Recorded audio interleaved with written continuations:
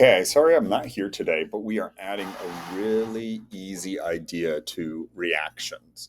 So it's not even about counting or distributing or balancing. It's just about looking at how many things we start and how many things we end with. So we're looking at classifying them as different types. But first, for our question of the day, we just want to remind ourselves when we balance an equation, we can't put in parentheses, we can't change our bottom numbers. The only thing we can do is put a coefficient in the front. So we do not change our subscripts. So hopefully you know that those are the bottom numbers and you know not to change those. When we think about reaction types, there are 5 types. I'm going to scoot over here. So I am out of the way, and we will see that they are based upon how many things we start with and how many things we end with. We have synthesis, which is 2 things sticking together to make one. Decomposition, which is the opposite, one thing breaking into 2 pieces. And then we have replacement reactions, in which something by itself reacted with a compound to make a compound and kicked something else by itself, or when we have a double replacement swapping 2 partners. We will see examples of each, and we'll also cut out little, they're called jitterbugs, or little monsters there that kind of show us a model for each one. The last one, which is in some ways the easiest because it's always the same, is when carbon and hydrogen burn in oxygen. They always make CO2 and H2O, and we call that type of reaction a combustion. So here in a little more detail, the first type is a synthesis.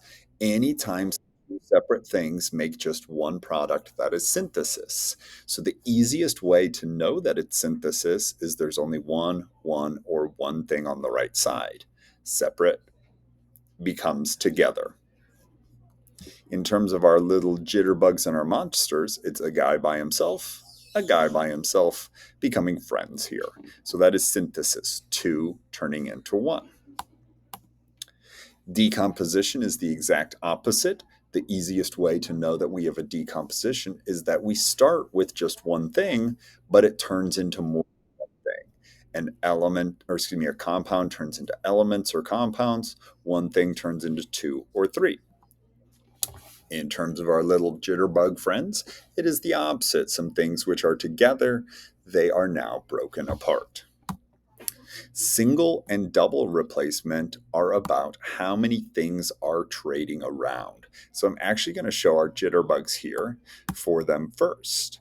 In a single replacement, we've got Mr. Purple Banana by himself, and then green is with green. Well, those are not going to stay that way. One thing trades places.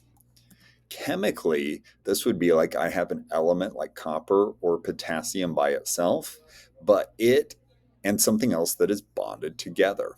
Well, the thing that used to be by itself sticks to other elements and makes a compound, and the thing that was a part of the compound gets kicked out and it is now by itself. That is single replacement. So just like our purple with our green pairs and our green being by itself. In our double replacement here, we have a set of partners, and a set of partners, but we are switching who is with who. The green was with the blue, the red was with the yellow, now blue's with yellow, green's with red. We just trade 2 things. It's like if you went on a double date with your friend and you realized you weren't paired up the right way. You either switch dates or you leave with your friend and you leave the 2 people there. You're just switching who you're partnered with. Right here, the way that we can recognize that is that a compound reacts with another compound. And when they do that, both sides are just trading partners. So we can recognize this by the trading, or we can recognize it by a compound with a compound making a compound with a compound. So we've got that picture. In a combustion, we don't have a 5th jitterbug because this one can't look a lot of ways. It has to be carbon and hydrogen reacting with oxygen, and it has to make CO2 and H2O. So that's the nice thing on a combustion, is that if we see C's and H's and O's, we know exactly what type it is. Sometimes the balancing is a little bit harder, but the type is very easy. So to just summarize, it doesn't matter what the chemicals are. We're thinking, is it two things turning into just one thing? Is it one thing turning into two things? Is it an element and a compound, something by itself and something that's connected, or two things that are connected? So we have filled this page in, and now on your own with your friends, you're going to do two things. You're just going to label each of these by their type. Is it one thing or two things turning into one thing breaking into two, an element swapping into a compound? This first one right here is a compound, a compound, a compound, a compound, a double replacement. When we only have C's and O's and H's, like number 3 or like number 9, that is a combustion. So there are certain very predictable ones, but we're looking how many separate things on the left and how many separate things on the right.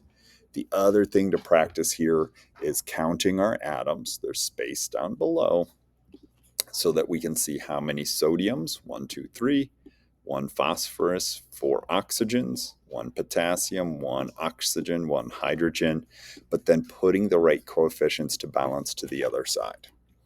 Once we get this all filled in, we've got a concept, or we've got a new smart book and a few concept builders that we can finish as well.